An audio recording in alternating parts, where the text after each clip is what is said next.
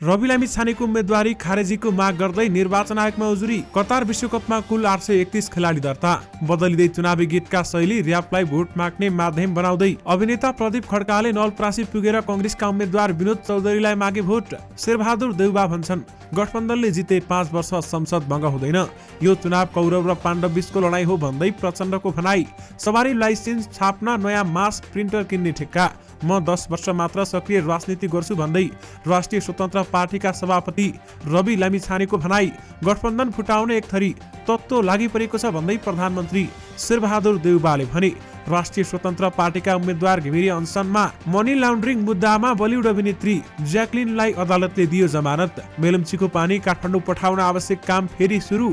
निर्वाचन बहिष्कार गर्न हिँडेका मसालको विद्रोही समूह बागलुङबाट पक्राउ। पछिल्लो 24 घण्टामा नेपालमा थप 14 जनामा कोरोना भाइरस कोभिड-19 को संक्रमण पुष्टि। विकास र समृद्धिका लागि गठबन्धनले जित्नुपर्छ भन्दै प्रधानमन्त्री शेरबहादुर देउबाले भने।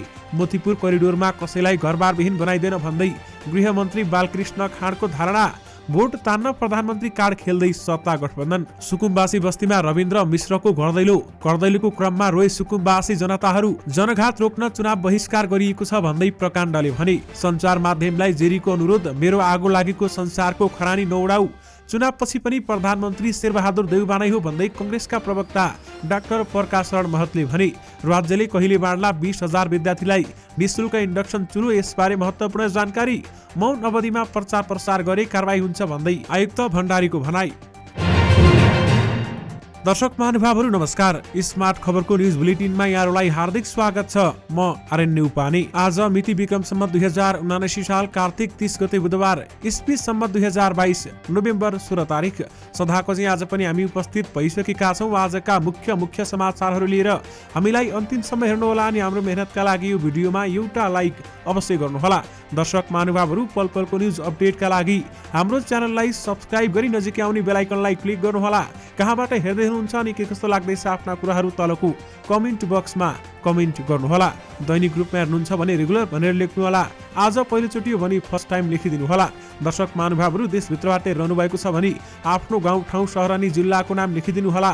विदेशबाट हामीलाई हेर्नु भएको छ भने कुन देशबाट हेर्नु भएको छ त्यो कुरा पनि तलको कमेन्ट बक्समा कमेन्ट गरिदिनुहोला। आउनुहोस् दर्शक महानुभावहरू आजका मुख्य समाचार सुरु गरौँ। रवि लामिछानेको उम्मेदवारी खारेजी माग गर्दै निर्वाचन आयोगमा उजुरी परेको प्रसङ्गबाट। राष्ट्रिय स्वतन्त्र पार्टीका सभापति एवं चितवन निर्वाचन 2 का प्रतिनिधि सभा सदस्य उम्मेद्वार रवि लामिछानेको उम्मेदवारी खारेजीको माग गर्दै उजुरी परेको छ। उम्मेद्वार लामिछानेले विदेशी मुलुकको नागरिकता प्राप्त गरेपछि नेपालको नागरिकता त्याग नगरेको भन्दै उम्मेदवारी खारेज गर्नुपर्ने माग गर्दै राजकुमार पाण्डेले निर्वाचन अधिकृतको कार्यालयमा उजुरी दर्ता गराएको निर्वाचन आयोगका उपन्यायाधीशवक्ता गुरुप्रसाद वाग्लेले जानकारी दिनुभएको छ। आज हामीसँग कुराकानी गर्दै निर्वाचन आयोगका उपन्यायाधीशवक्ता वाग्लेले कानुनी व्यवस्था अनुसार चितवन 2 को निर्वाचन अधिकृतको कार्यालयमा उक्त उजुरी बारेमा जानकारी गराएको पनि बताए। निर्वाचन अधिकृतले सम्बन्धित व्यक्तिबाट स्पष्टीकरण प्राप्त गरेर आयोगमा पठाइसकेपछि थप प्रक्रिया अघि बढ्ने उनको भनाइ छ। लामिछाने विरुद्धको उजुरी बारेमा आयोगका उपन्यायाधीशवक्ता वाग्लेले भनेका छन् आज पनि राजकुमार पाण्डेले प्रतिनिधि सभा सदस्य निर्वाचन क्षेत्र नम्बर 2 चितवनका उम्मेद्वार रवि लामिछानेले विदेशी मुलुकको नागरिकता प्राप्त गरेपछि नेपालको नागरिकता कायम नरहने हुँदा उहाँले त्यो नागरिकता त्याग्नु भएको छैन, उहाँको उम्मेदवारी खारेज गरिपाउँ भनेर उजुरी प्राप्त भएकोमा हामीले कानुन व्यवस्था अनुसार उक्त उजुरीमा प्रतिनिधि सभा सदस्य निर्वाचन क्षेत्र नम्बर 2 को चितवन निर्वाचन क्षेत्रलाई पत्राचार गरेका छौँ। त्यसपछि उहाँले सम्बन्धित व्यक्तिबाट स्पष्टीकरण प्राप्त गरेर आयोगमा आइसकेपछि थप प्रक्रिया अगाडि बढ्छ भन्दै बताउनु भएको छ। त्यसैगरी अर्कोतर्फ रवि लामिछानेले भने म 10 वर्ष मात्रै राजनीतिमा उत्रिन्छु र राजनीतिमा काम गर्छु, त्यसपछि म राजनीतिमा काम गर्दिन, वरिष्ठ पदमा बसेर बरु उहाँहरूलाई सल्लाह सुझाव दिन्छु भन्दै उहाँले बताउनु भएको छ। अभिनेता प्रदीप खड्का नेपाली कंग्रेसका उम्मेद्वारको पक्षमा खुलेका छन्। आज बर्दघाटमा नवलपरासी 1 बाट कंग्रेसका उम्मेद्वार विनोद चौधरीको चुनावी सभामा प्रदीप पनि सहभागी भए। सोही कार्यक्रममा प्रधानमन्त्री शेरबहादुर देउबा र नेकपा माओवादी केन्द्रका अध्यक्ष पुष्पकमल दाहाल प्रचण्ड पनि सहभागी थिए। आयोजकले प्रदीपलाई मञ्चमै आसन ग्रहण गराएका थिए। लामो कपाल, कालो चस्मा र कोटमा सजिएका प्रदीप देउबा र प्रचण्ड पछाडिको लहरमा बसेका थिए। प्रदीपले आमसभालाई सम्बोधन समेत गरेर विनोद चौधरीलाई जिताउन पनि मतदातालाई अपिल गरे। यसअघि राजनीतिक विषयमा नखुलेका प्रदीपले यो चुनावमा गठबन्धनको पक्षमा आफूलाई खुलाएका हुन्।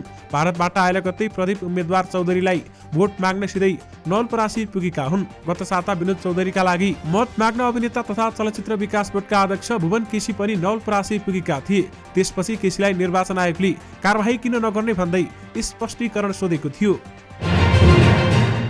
नेकपा माओवादी केन्द्रका अध्यक्ष पुष्पकमल दाहाल प्रचण्डले यो चुनाव महासंग्रामसँगै जनमत संग्रह भएको पनि बताएका छन्। नवलपरासीमा भएको सत्ता गठबन्धनको चुनावी सभालाई सम्बोधन गर्दै उनले जनताको अधिकार सुनिश्चित गर्न गठबन्धन गरिएको बताएका छन्। अहिलेको महासंग्राम कौरव र 5 पाण्डव बीचको लडाई हो। उनले भने यो चुनाव चान्चुने होइन, यसलाई सबैले बुझ्न जरुरी छ। संविधानको रक्षा र राजनीतिक स्थिरतालाई कायम राख्न पनि गठबन्धनले जित्न आवश्यक छ।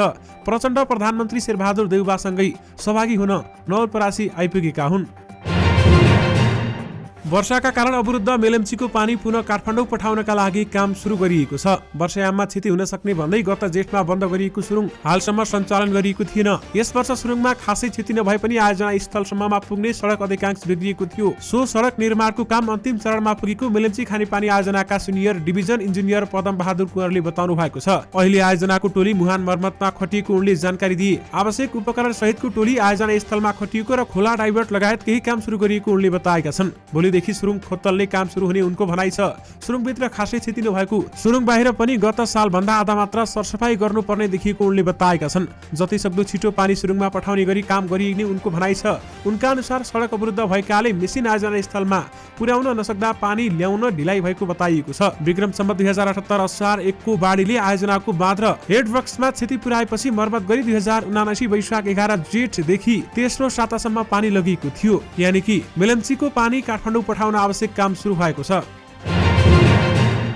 निर्वाचन बहिष्कार गर्न हिँडेका नेपाल कम्युनिस्ट पार्टी मसालको विद्रोही समूहलाई प्रहरीले बागलुङबाट पक्राउ गरेको छ। चुनाव बहिष्कार कार्यक्रमको कोणसभा गर्न लागेको अवस्थामा नेकपा मसालका पोलिट ब्युरो सदस्य कृष्णराज पौडेल सहित 13 जनालाई पक्राउ गरिएको बागलुङका एसपी दयानिधि गेवालीले हामीलाई बताउनु भएको छ। प्रतिनिधि र प्रदेशसभा निर्वाचन बहिष्कार गर्न हिँडेका उनीहरू जैमिनी नगरपालिका स्थित उपल्लो बजारबाट पक्राउ परेका हुन्। पक्राउ पर्नेमा 39 वर्षीय लालबहादुर नेपाली, 52 वर्षीय दलबहादुर विक, अखिल भारत नेपाल एकता समाजका केन्द्रीय सदस्य 46 वर्षीय सूर्यबहादुर थापा, 35 वर्षीय सागर कुमार र पार्टीका केन्द्रीय प्रतिनिधि नारायण सापकोटा सहित 13 जना रहेका छन् र 13 जनालाई अहिले पक्राउ गरिएको छ। काठमाडौँ क्षेत्र नम्बर 1 मा राष्ट्रिय प्रजातन्त्र पार्टीबाट प्रतिनिधि सभाका उम्मेद्वार रविन्द्र मिश्र आज भोट माग्दै बुद्धनगरको सुकुम्बासी बस्तीमा छिरेका थिए। सरकारले हटाउने भनेपछि आतंकित रहेका उनीहरू मिश्रसँग सुरक्षाको अपेक्षा गरे। उनी सुकुम्बासी बस्ती पुग्दा कोही कलहबाट पानी तानिरहेका थिए त कोही गफ लगाउँदै बसिरहेका थिए। मिश्रलाई आफ्नो बस्तीमा देखेपछि केही वृद्धहरू सुरक्षाको आशा सहित रुन थाले। मिश्र उनीहरूलाई आश्वस्त पार्न लागिरहेका थिए। सुकुम्बासी बस्तीवासीले मिश्रलाई आफ्ना अनेक समस्या सुनाए भने त्यहाँबाट नहटाउने ग्यारेन्टी पनि खोजे। मिश्रले पनि उनीहरूलाई आश्वस्त पार्दै आफूलाई मतदान गरिदिन आग्रह गरे। आज अर्का उम्मेद्वार रमेश खरेल पनि मिश्र सँगसँगै चुनावी अभियानमा बुद्धनगर क्षेत्रमा देखिएका थिए। दर्शक महानुभावहरू, यो दृश्य तपाईले स्क्रिनमा देखिरहनु भएको छ। लोकदोहोरी गायिका बबिता बानिया जोरीले केही सञ्चार माध्यमले आफ्नो बारेमा मनगढन्ती कथा बढाएर पीडामाथि पीडा थप्ने काम गरिरहेको गुनासो गरेकी छन्। उनले ती मिडियालाई आफ्नो आगो लागेको संसारको खरानी समेत नउडाउन अनुरोध गरेकी छन्। आफ्नो दाम्पत्य जीवन टुङ्गिएका कारण बारेमा आफूले केही सञ्चार माध्यममा आधिकारिक कुरा बताइसकेको उनले उल्लेख गरेकी छन्। अब आफू पीडालाई शक्तिमा बदल्ने प्रयासमा रहेको जोरीले बताइन्, मेरो जे भन्नु थियो मैले डिभोर्स अगाडि लाली गुराँस लगायतका केही मिडिया मार्फत आफ्नो आधिकारिक कुरा राखिसके। अब उहाँ शङ्कर छेत्री र मेरो बाटो र जीवन नै अलग भइसकेको छ। कहिले कस्तो साहित्य र गीत सङ्गीतमा पोखिन मन लाग्छ, सामाजिक सञ्जाल मार्फत जोरीले भनेकी छन्। अब हृत्यको खुसी भर्ने र तितो यथार्थ बोल्दै पीडालाई शक्तिमा बदल्ने कोसिसमा छु। केही मिडियाले मनगढन्ती कथा बनाएर मेरो आगो लागेको संसारको खरानी समेत नउडाउन अनुरोध गर्दछु। एक छोरीकी आमा जोरीले पति शङ्कर छेत्रीसँग यही कार्तिक 24 गते काठमाडौँ जिल्ला अदालतमा गएर डिभोर्स गरेकी हुन्। दर्शक महानुभावहरू, निर्वाचन आयोगले निर्वाचन हुनुभन्दा 48 घण्टा अघिबाट निर्वाचन प्रचार प्रसारमा सम्बन्धित कुनै पनि गतिविधि गर्न नपाइने बताइसकेको छ। यस बारेमा तपाईहरुलाई अघिल्लो समाचारमा पनि जानकारी गराइसकेका छौं। आयोगले निर्वाचन कसुर तथा सजाय ऐनको दफा 24 को 5 ले निर्वाचन हुनुभन्दा 48 घण्टा अघि निर्वाचन प्रचार प्रसारका कुनै पनि गतिविधि गर्न नपाउने उल्लेख गरेको भन्दै आसन्न निर्वाचनका उम्मेद्वार र कार्यकर्ताहरूलाई यस बारेमा पुनः सचेत गराएको हो। निर्वाचन आयोगका निर्वाचन आयुक्त रामप्रसाद भण्डारीले मतदान बिहान अघिका 48 घण्टामा निर्वाचन प्रचार प्रसार सम्बन्धी कुनै पनि कार्यक्रम गर्न नपाउने बताए। उनले विगतमा आयोगले मौन अवधि तोक्ने गरेको तर यस वर्ष भने मौन अवधि नरहेकाले र यस समयलाई स्थिर समयको रूपमा प्रयोग गर्नुपर्ने पनि बताए। भण्डारीले मङ्सिरको 1 गतेदेखि राति 12 बजेबाट निर्वाचनको प्रचार प्रसार सम्बन्धी सम्पूर्ण कामहरू निषेध हुने जानकारी दिए। उनले कुनै पनि प्रकारको निर्वाचन सम्बन्धी प्रचार प्रसार गरेको पाइए निर्वाचन कसुर तथा सजाय ऐन अनुसार कारबाही गर्ने चेतावनी समेत दिएका छन्। यानि कि मौन अवधिमा प्रचार प्रसार गरी कारबाही हुन्छ भन्दै आयुक्त भण्डारीको भनाइरहेको छ। प्रधानमन्त्री एवं नेपाली कांग्रेसका सभापति शेरबहादुर देउवाले गठबन्धनले जिते 5 वर्ष संसद भङ्ग नगर्ने बताएका छन्। लोकतान्त्रिक वाम गठबन्धनले आज नवलपरासीको चौपातामा गरेको आमसभालाई सम्बोधन गर्न पुगेका प्रधानमन्त्री देउवाले आफूहरूले 5 वर्ष नै संसद चलाउने बताएका छन्। आफ्नो विरोध हुने बित्तिकै ओलीले रिसको झोकमा बिना कारण संसद भङ्ग गरे, हामीले त्यसो गर्दैनौं। देउवाले भने हुँदै नभएको अधिकार प्रयोग गरेर ओलीको जस्तो गरी हामीले संसद भङ्ग गर्दैनौं, हामी 5 वर्ष संसद चलाउँछौं। त्यसका लागि गठबन्धनलाई जिताउन आवश्यक छ। आफूहरूको बीचमा सहमति पैदा गरी गठबन्धन फुटाउन एक थरी तत्त्व लागेको आरोप लगाउँदै उनले गठबन्धनका बारेमा कसैले चिन्ता गर्न नपर्ने पनि उहाँले बताउनु भएको छ। यातायात व्यवस्था विभागले थोरै समयमा धेरै स्मार्ट सवारी चालक अनुमति पत्र लाइसेन्स छाप्ने क्षमताको मेसिन मास प्रिन्टर किन्ने बोलपत्र आह्वान गरेको छ। यसअघि पनि विभागले एउटा मास प्रिन्टर किनेर लाइसेन्स छाप्दै आएको छ। साना प्रिन्टरबाट छापेर वितरण गर्दा माग धान्न नसक्ने अवस्था आएपछि विभागले मास प्रिन्टर ल्याएको हो। अहिलेको मास प्रिन्टरले 1 घण्टामा 1500 वटा लाइसेन्स छाप्न सक्छ। कम्तीमा अहिले प्रयोगमा रहेको प्रिन्टरको क्षमता नघट्ने गरी अर्को प्रिन्टर किन्न लागेको विभागका प्रवक्ता ईश्वरी दत्त पनेरुले बताएका छन्। लाइसेन्स छिटो छापेर सेवाग्राहीलाई दिने वातावरण बनाउन नयाँ प्रिन्टर किन्न लागेका हौं भन्दै उनले भने माग अनुसार लाइसेन्स छाप्न नसकिएकाले ब्याकलग संख्या दिनानुदिन बढ्दो छ। लाइसेन्स वितरणलाई नियमित गर्ने हो भने दैनिक 4000 लाइसेन्स प्रिन्ट हुनुपर्छ, तर हाल औसत निकै थोरै मात्रामा लाइसेन्स प्रिन्ट हुन्छ भन्दै उहाँले बताउनु भएको छ। देशभरका 17 वटा लाइसेन्स कार्यालयबाट लाइसेन्स वितरण हुन्छ। प्रिन्ट भने काठमाडौँको मेन भवन स्थित विभागको कार्यालयमा मात्र हुन्छ। ललितपुर क्षेत्र नम्बर 1 मा राष्ट्रिय स्वतन्त्र पार्टीबाट प्रतिनिधि सभा सदस्यका उम्मेद्वार रहेका डाक्टर सचिन घिमिरे अनसन बसेका छन्।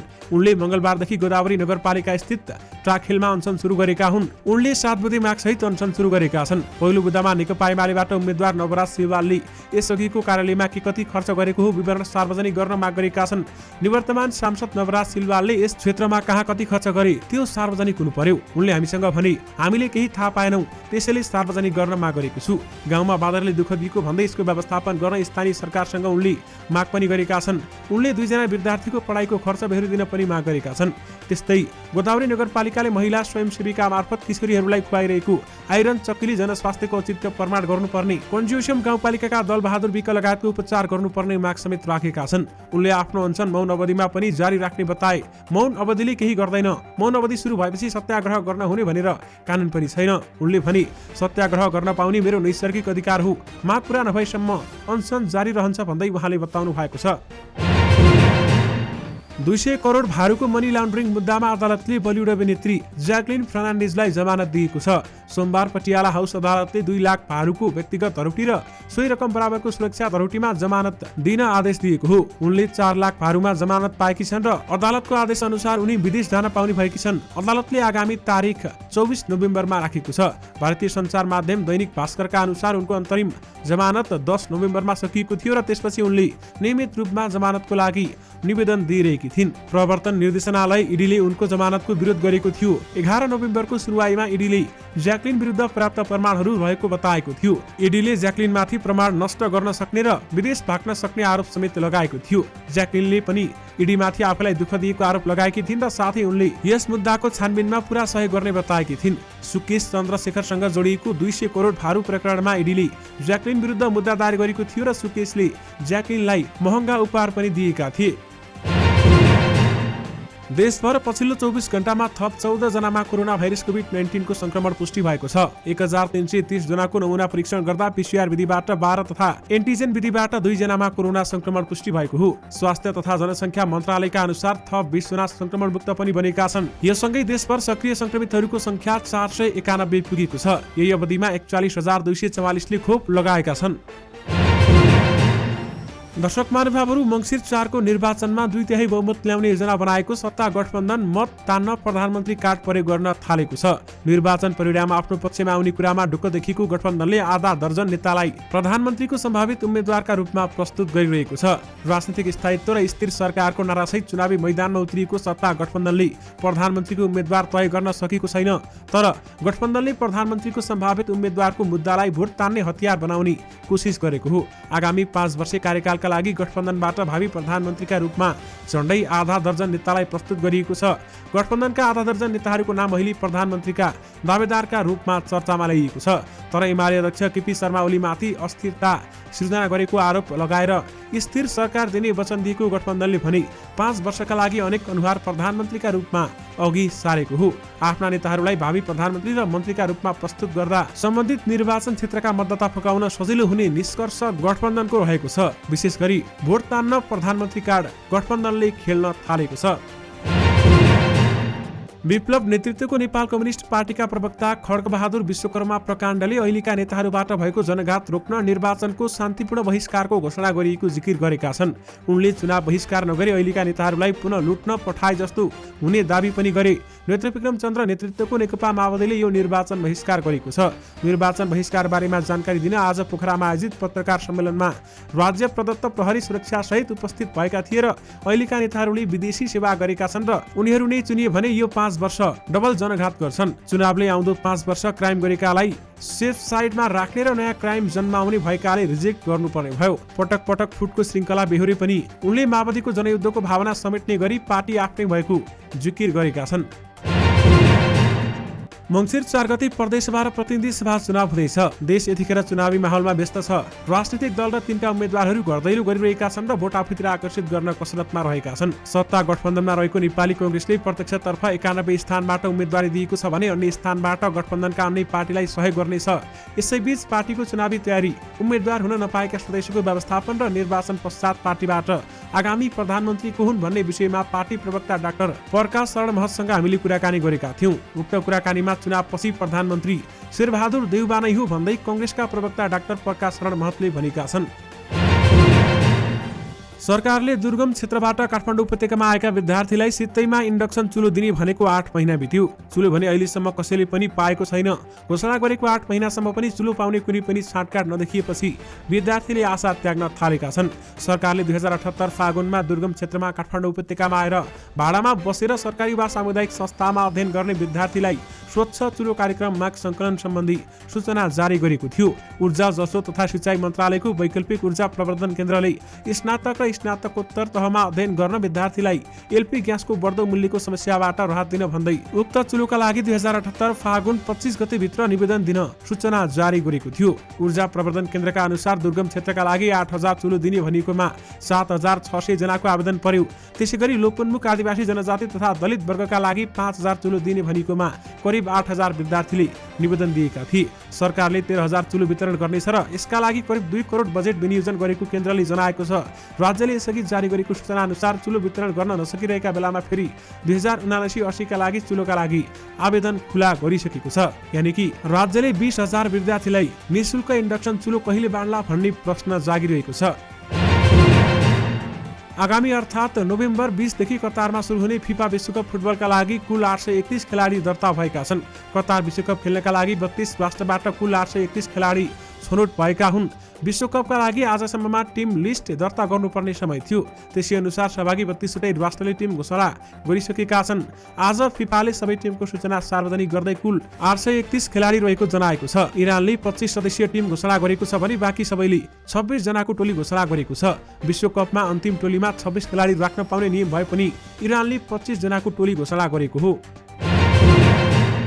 प्रधानमन्त्री एवं नेपाली कांग्रेसका सभापति शेरबहादुर देउबाले गठबन्धन टुटाउन झगडा लगाउने तत्त्व लागि परेको बताएका छन्। आफूहरू बीचमा असहमति पैदा गरी गठबन्धन फुटाउने एक थरी तत्त्व लागेको बताउँदै त्यसका कसैले पनि चिन्ता नगर्न आग्रह गरेका छन्। सत्ता गठबन्धनले आज नवलपरासीको बर्दघाटमा आयोजना गरेको आम सभालाई सम्बोधन गर्दै प्रधानमन्त्री देउबाले नेपालमा जस्तो समावेशी र आरक्षण सहितको संविधान अन्य कुनै पनि देशमा नभएको दावी गरे। समावेशी संविधान बचाउन गठबन्धन भएको बताउँदै देउबाले 5 दलीय गठबन्धन चुनावपछि पनि कायम रहनेमा कसैले शंका नगर्न आग्रह गरे। सभालाई सम्बोधन गर्दै माओवादी केन्द्रका अध्यक्ष एवं पूर्व प्रधानमन्त्री पुष्पकमल दाहाल प्रचण्डले परिवर्तनलाई स्थायित्व गर्न गठबन्धन गरिएको पनि बताएका छन्।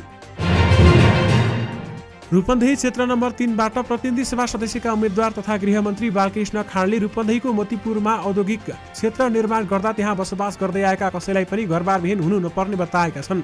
नेपाली कांग्रेसका केन्द्रीय सदस्य समेत रहेका खाँडले आज जिल्लाको फर्साटिकरमा आयोजित चुनावी सभामा बोल्दै औद्योगिक क्षेत्रको क्षेत्रफल घटाएर भए पनि कोरिडोर निर्माण गरिने बताए। मोतीपुरमा बसोबास भएका व्यक्तिको घर तके आँगनमा रहेको बोर्ड समेत उखेल्न दिइने छैन।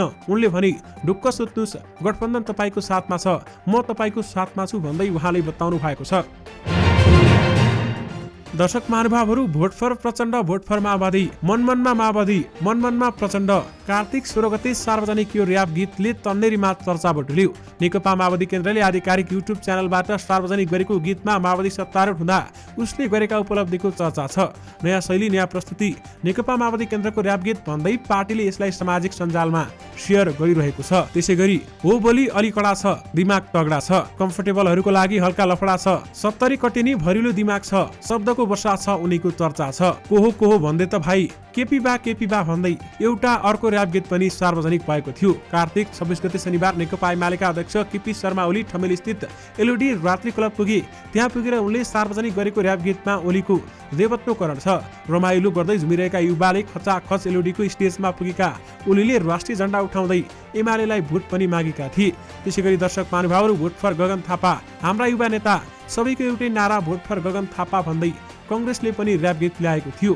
दर्शक महानुभावहरू, अहिले राजनीतिक दलहरूले र्यापलाई भोट माग्ने माध्यम बनाउँदै गएका छन्। यस बारेमा तपाईहरूको धारणा के छ? हामीलाई यो भिडियोको कमेन्ट बक्स मार्फत बताउन भरि नबिर्सनुहोला।